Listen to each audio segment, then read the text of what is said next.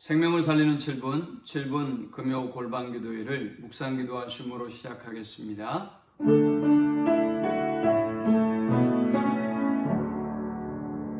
주님, 오늘도 우리를 기도회로 불러주신 것 감사합니다.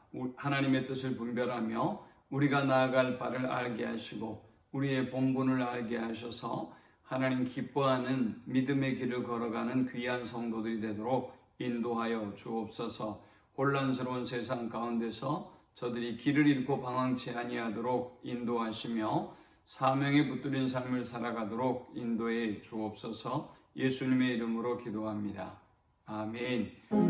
찬송 595장 드리겠습니다. 나 맡은 본분은 구주를 높이고 무뎌온 구원 얻도록 잘 인도함이라. 부르심 받들어 내 형제 섬기며 구주의 뜻을 따라서 내 정성 다하리. 주 앞에 모든 일 잘행케 하시고 이후에 주님 배울 때 상 받게 하소서. 나 항상 깨어서 늘 기도드리며 내 믿음 변치 않도록 날 도와주소서.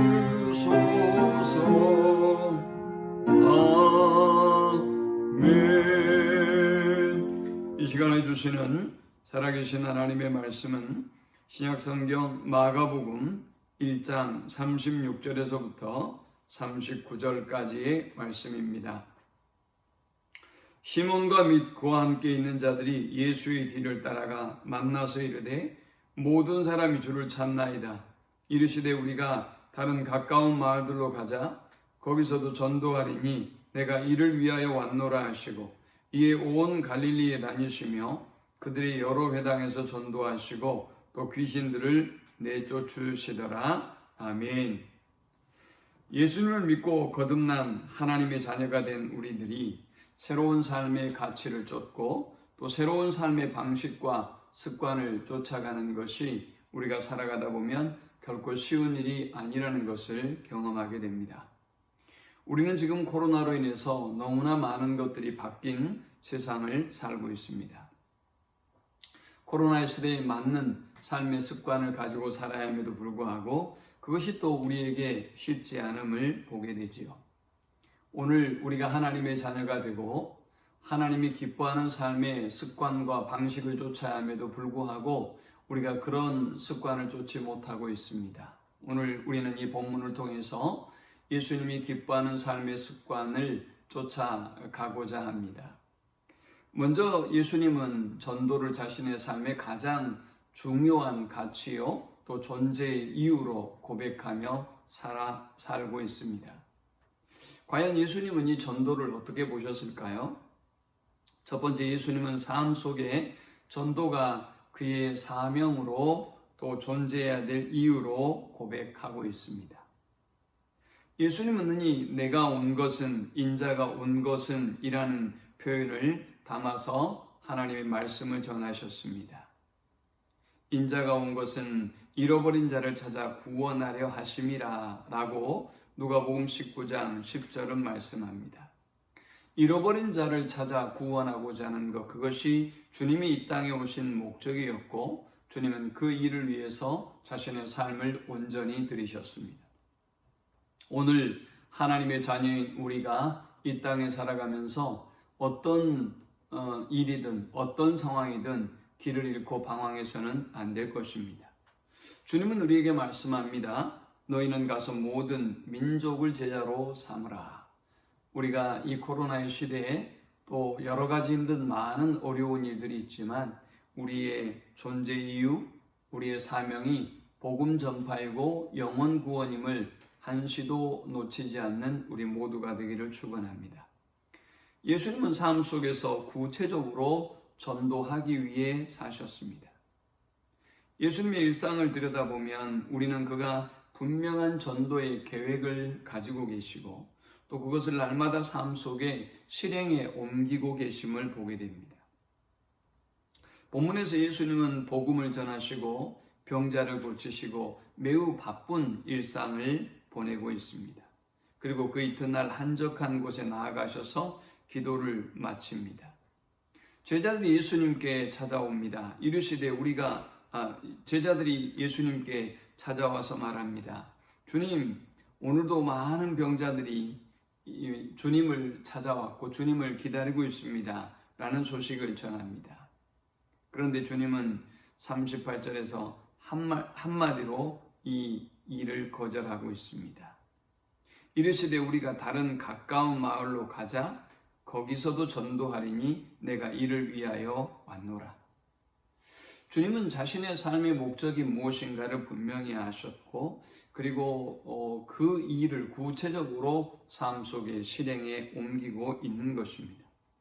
오늘 하나님의 은혜로 구원함을 얻은 우리의 삶은 어떻습니까? 전도가 우리의 사명이라는 것은 너무나 잘 알고 있습니다. 교회의 존재의 목적이며 성도의 존재 이유라는 것도 너무나 잘 알고 있습니다. 그러나 우리의 삶 속에 얼마나 구체적으로 영혼 구원을 위해서 계획을 세우고 일하고 있는지요. 마지막 세 번째, 예수님은 모든 상황 속에서 구체적으로 전도를 실행에 옮기셨습니다. 주님은 사마리아 여인과의 만남을 통해서 구체적으로 그녀에게 대화를 시작하셨고 그리고 그녀를 길로, 진리로, 생명으로 인도하고 있습니다. 주님은 물을 깃는 여인에게 물을 달라 하셨습니다. 그리고 이 여인에게 말합니다. 이 여인에게 영원히 목마르지 아니할 샘물이 자신임을 주님은 분명히 가르쳐 주고 있습니다. 누가복음 19장 10절에서 인자가 온 것은 잃어버린 자를 찾아 구원하려 함이니라 라고 주님은 분명히 말씀하고 있습니다. 누가복음 19장 1절에서 9절에 보면 길을 잃어버린 삭개오라는 사람이 등장하지요. 주님은 구체적으로 이 영혼을 위해서 말씀을 주셨고 그리고 이 영혼을 구원해 주셨습니다. 우리의 삶 속에 사마리아 여인을 만나든 삭개오를 만나든 삶 속에 구체적으로 복음을 전하고 그것을 실행에 옮기는 삶이 우리의 삶이 되어야 할 것입니다. 사랑하는 성도 여러분, 우리가 바쁘고 힘든 시대를 살아가면서 나의 존재의 이유와 목적, 또 내가 살아야 될 이유, 그리고 오늘 내가 이 복음 전도를 위해서 구체적으로 무엇을 하고 있는지, 그리고 실행에 옮기고 있는지를 돌아보면서 주님이 이 땅에 사셨던 것처럼 복음 전파가 우리의 삶의 모든 것이 될 수 있기를, 가장 중요한 일이 될 수 있기를 축원합니다. 하나님 감사합니다. 누군가의 헌신과 수고와 죽음으로 오늘 우리가 구원을 얻은 줄 믿습니다. 이 땅에 고통받는 많은 영혼들에게 길이요 진리요 생명이 되신 주님을 전함으로 모든 사람이 하나님을 만나고 구원 얻는 일을 위하여 우리가 쓰임받도록 인도하여 주옵소서. 주님처럼 전도가 삶이 되게 하시고 습관이 되게 하여 주옵소서. 예수님의 이름으로 기도합니다. 아멘. 지금은 우리 주님 예수 그리스도의 크신 은혜와 성부 하나님의 극진한 사랑과 성령의 인도 보교통 충만케 하심이 오직 복음 전도가 우리의 존재의 이유이며 또 우리의 모든 삶임을 고백하며 영혼 구원을 위하여 기도하고 깨어 헌신의 삶을 살기를 결단하는 모든 성도들의 머리 위에 이제로부터 영원토록 함께 있을지어다. 아멘.